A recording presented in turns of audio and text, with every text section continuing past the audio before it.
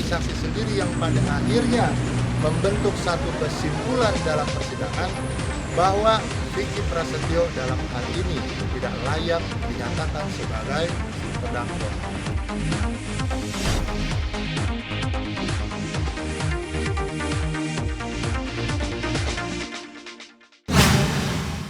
Hari ini alhamdulillah kita selesai melakukan sidang yang kesekian kalinya. Ada 2 orang saksi di dalam kesaksian hari ini, yakni dari pihak media. Hari ini sudah terjawab secara keseluruhan bahwa dakwaan berkaitan dengan dakwaan yang berkaitan dengan mendistribusikan dalam undang-undang IT sudah jelas-jelas terbantahkan. Ini menjadi satu fakta yang tidak terbantahkan. Kenapa? Karena dari wartawan sendiri melihat secara langsung kejadian sebagai sumber berita. Yang kedua, konten daripada tayangan bukan dibuat, bukan diedit, bukan direkam oleh seorang Vicky Prasetyo. Bahkan pendistribusian yang dituduhkan kepada klien kami, mendistribusikan, menyebarluaskan, jelas hari ini terbantahkan. Yang mendistribusikan adalah televisi, adalah stasiun televisi dan program. Ada 2 dari program itu, program Insert dan Silen. Wartawan, teman-teman media memiliki dasar memberitakan, yakni Undang-Undang Pers dan Undang-Undang Penyiaran. Nah, ketika kemudian hari ini klien kami, Vicky Prasetyo, dituduhkan orang yang menyebarluaskan, mendistribusikan. Nah, ini sudah secara kasat mata, sudah secara fakta hukum. Kalau kami kuasa hukum mengatakan bahwa tuduhan daripada jaksa, dakwaan daripada jaksa tidak mendasar, dan tuduhan daripada jaksa tidak mampu dibuktikan oleh saksinya sendiri. Ini sudah sangat jelas. Bahkan tadi ada beberapa dari kesaksian, kembali lagi bukan kami. Sekali lagi mohon maaf, bukan kami, tapi dari kesaksian daripada wartawannya sendiri. Ada beberapa BAP yang ternyata ditandatangani bukan di tempat yang semestinya. Bahkan ditandatangani melalui scan daripada via email. Dan itu kembali bukan kami.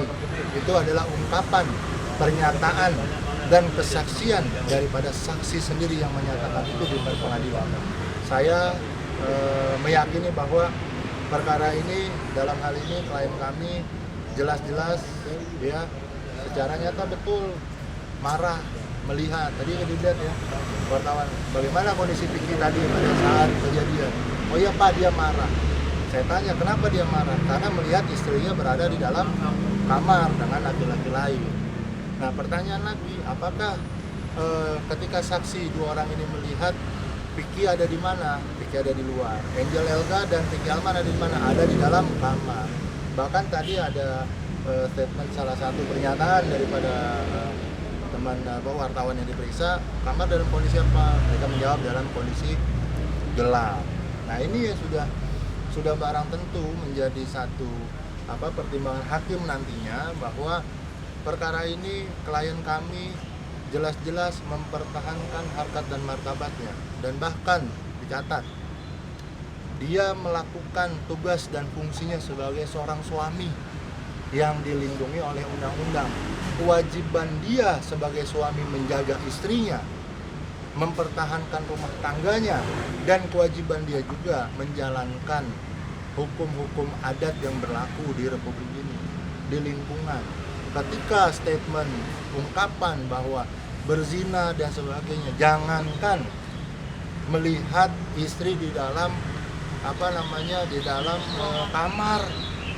Ucapan seorang Vicky keluar melihat momentum kejadian. Kejadiannya adalah istrinya ditemukan di dalam kamar. Suami mana yang tidak akan mengucapkan kata-kata tuduhan? Pasti kondisinya marah melihat istri berada di dalam kamar dengan laki-laki lain. Ketika emosional ini adalah bagian daripada kejiwaan orang. Pasti dia akan marah, pasti dia akan mengungkapkan ungkapan kemarahan. Ungkapan kemarahan inilah yang kemudian dituduhkan sebagai fitnah. Gitu loh. Jadi ungkapan kemarahan emosional inilah yang dikatakan sebagai fitnah. Kalau fitnah, Angel tidak ada di kamar. Angel ada di luar, Vicky ada di mana, Vicky Alman ada di mana tahu.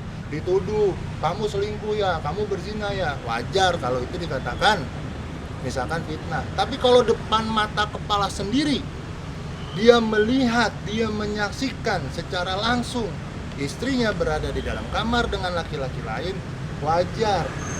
Semua natural manusia, apalagi posisi sebagai suami yang harga dirinya merasa terinjak-injak. Di dalam fakta persidangan jelas bahwa Vicky Alman sudah beberapa kali berkunjung ke dalam rumah, yang notabene rumah itu adalah tempat tinggal antara Vicky dengan Angel, dan mereka masih berstatus suami istri. Ini mesti dipahami dan mesti disadari, bukan dari pihak kami yang melakukan pembelaan, tapi dari saksi-saksi sendiri yang pada akhirnya membentuk satu kesimpulan dalam persidangan bahwa Vicky Prasetyo dalam hal ini tidak patut, tidak layak dinyatakan sebagai terdakwa. Menurut versi kami, bahwa Vicky mempertahankan harkat dan martabatnya seorang suami, dan dia juga menjalankan asas dan norma-norma yang berlaku. Kami punya satu keyakinan bahwa insya Allah dengan perjuangan yang kami lakukan, dengan proses persidangan ini, kami punya satu keyakinan keadilan, kebenaran akan keluar pada saatnya. Dan kebenaran serta keadilan itu tidak akan pernah tertukar dengan cara apapun, bahkan dengan cara-cara yang tidak baik dalam proses penegakan hukum ini pun akan terungkap secara gamblang di dalam persidangan. Dan teman-teman, masyarakat, media tahu apa yang disaksikan oleh saksi, apa yang kami pertanyakan, apakah kami merekayasa pertanyaan ataukah kami mengarahkan pertanyaan.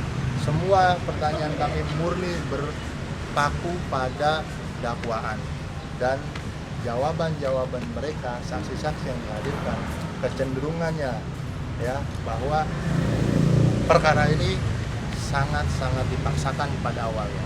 Perkara ini sangat dipaksakan untuk bisa digulirkan kepada persidangan. Yang pasti kami sudah melakukan upaya dan sudah diajukan dari hari Senin kemarin. Persyaratan-persyaratan yang kemarin hakim minta sudah kami penuhi. Jadi kemarin pada saat sidang terakhir yang kemarin ya, bukan minggu ini ya, minggu kemarin kami dan jaksa dipanggil di hadapan majelis hakim, masih dalam sidang terbuka untuk umum. Dipertanyakan kepada pihak kami oleh majelis hakim bahwa apakah pihak kuasa hukum tetap mengajukan proses penangguhan. Kami katakan, ya betul yang mulia. Oke, kalau seperti itu tolong dibuatkan surat jaminan daripada keluarganya. Karena kemarin kita belum menampilkan surat jaminan keluarga. Jaminan baru dari kuasa hukum dan adik.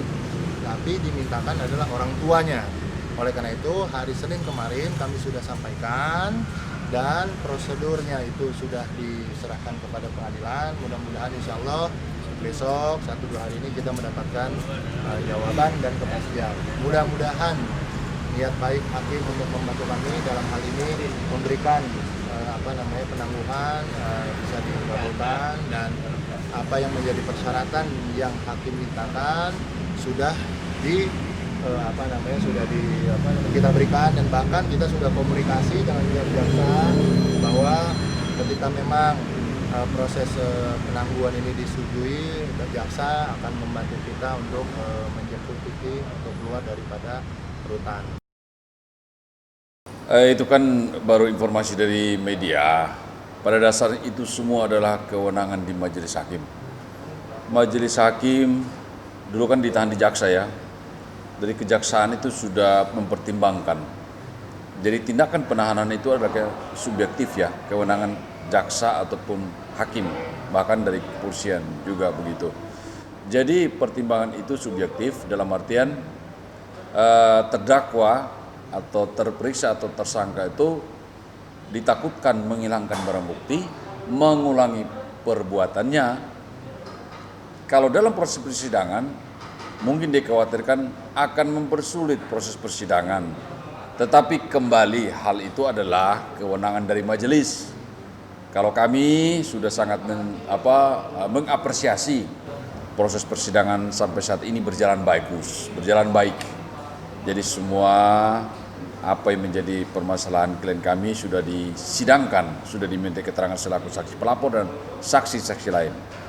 Hal penangguhan dan tidak itu adalah kewenangan majelis. Jadi pengajuan permohonan penangguhan penahanan adalah hak setiap terdakwa. Jadi kami mengetahui aturan tersebut. Jadi itulah hak. Jadi sah-sah saja seorang terdakwa mengajukan.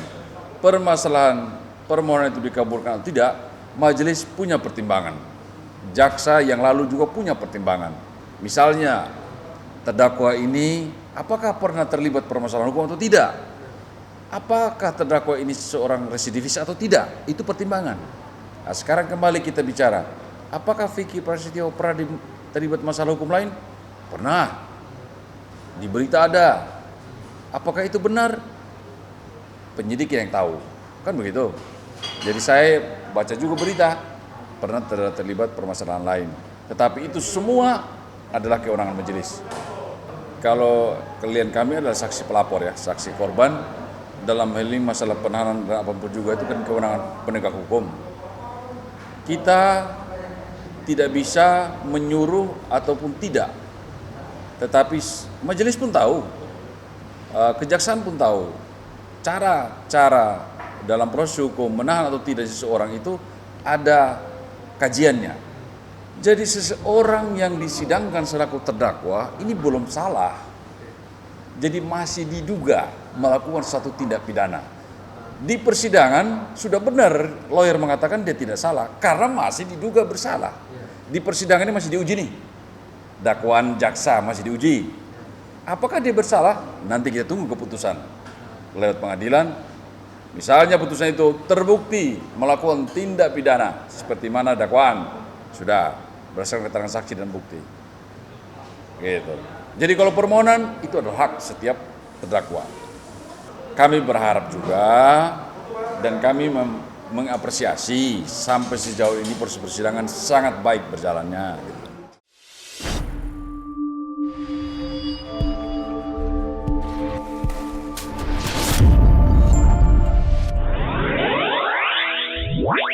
Wow.